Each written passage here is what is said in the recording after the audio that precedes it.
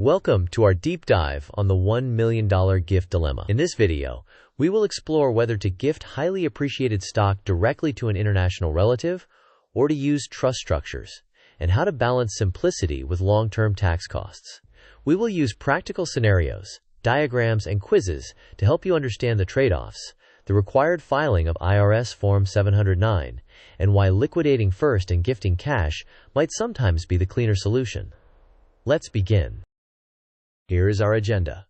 First, we will frame the big picture and why this choice matters. Next, we will cover gift tax essentials and Form 709. Then, we will compare direct stock gifts with trusts. After that, we will unpack the stock transfer tax bomb. We will then walk through decision flow diagrams and an action plan. To reinforce learning, we will include short quizzes. Finally, we will share key takeaways, a summary, and an important disclaimer.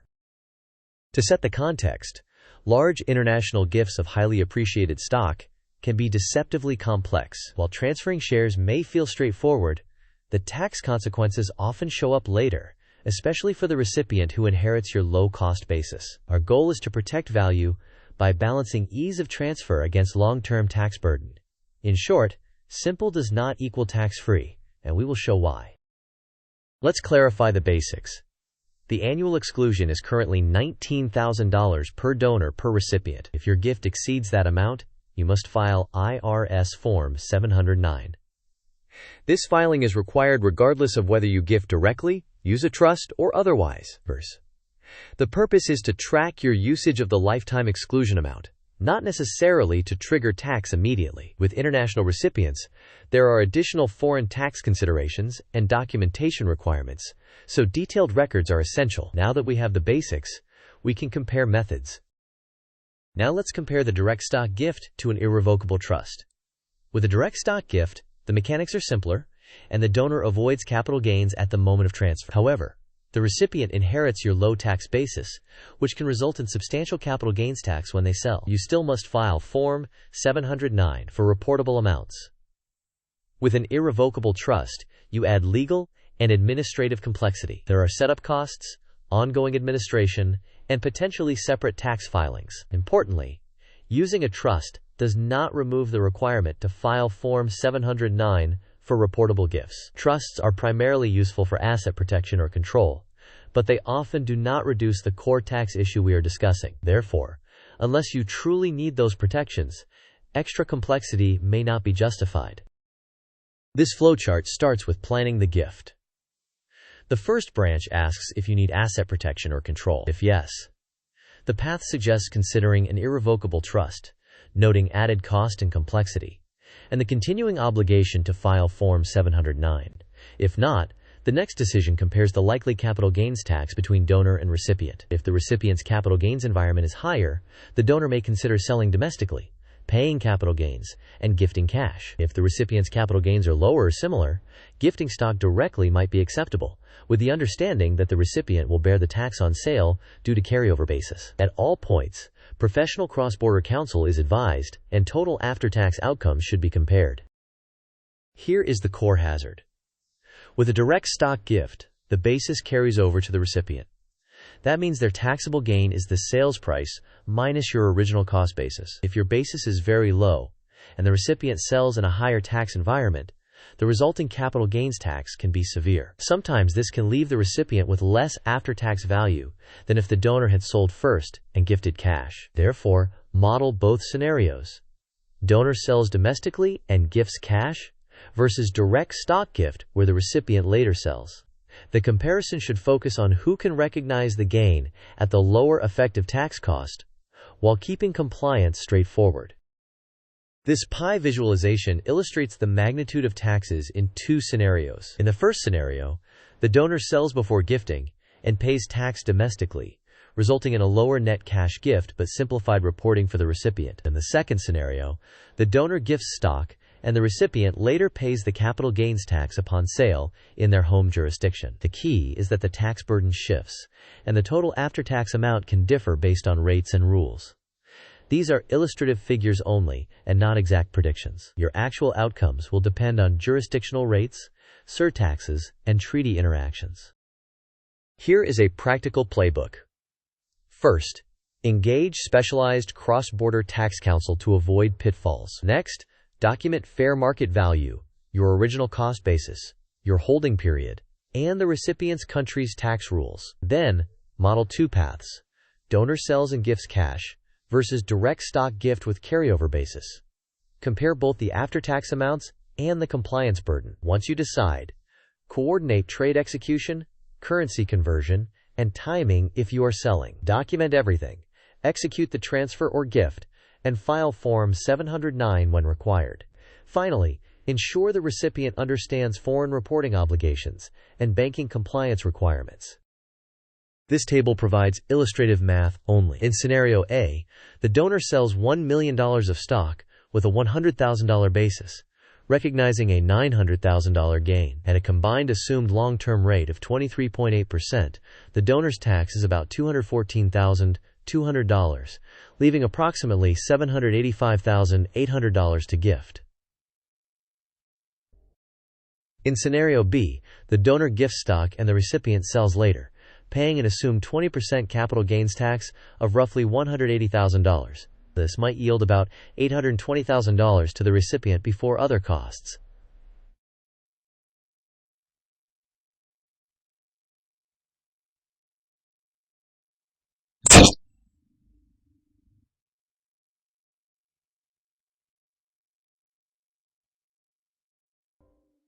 These figures are simplified and do not reflect all surcharges, foreign rules, or currency effects. Your actual results may differ. Question: if your gift exceeds the annual exclusion, do you need to file Form 709 regardless of whether you use a trust or a direct transfer? Options are A. No, a trust avoids Form 709. B. Yes, Form 709 is required regardless of method. C. Only if the recipient sells within 1 year. Or D. Only for cash gifts. You may pause the video now to think about the answer. We will discuss the answer in the next section of the video. The correct answer is B.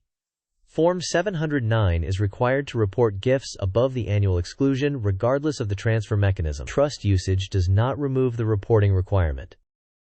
Question: when you gift appreciated stock to an international relative, which basis do they receive, and who may bear capital gains tax on sale? Options are A. Stepped-up basis and no one pays tax. B. Donor's carryover basis and the recipient may owe tax on sale. C. Donor retains basis and pays later. Or D. Basis is split evenly. You may pause the video now to think about the answer. We will discuss the answer in the next section of the video. The correct answer is B. A gifted stock's basis carries over to the recipient. When the recipient sells, they may owe capital gains tax based on the carryover basis, which can create a significant tax bill if the original basis is low. Here is a quick markdown-style cheat sheet. First, for quick triage.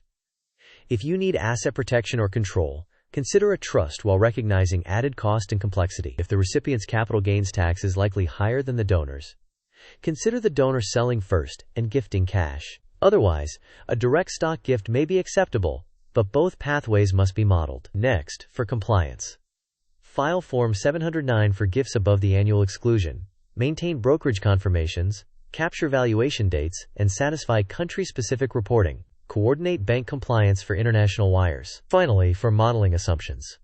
Use conservative rates, include surtaxes and fees, account for currency and timing risks, and document all professional advice. Here are the key takeaways.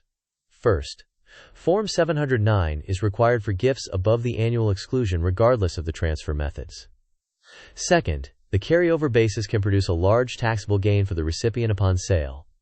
Third, always model donor sells then, gifts cash versus direct stock gifts.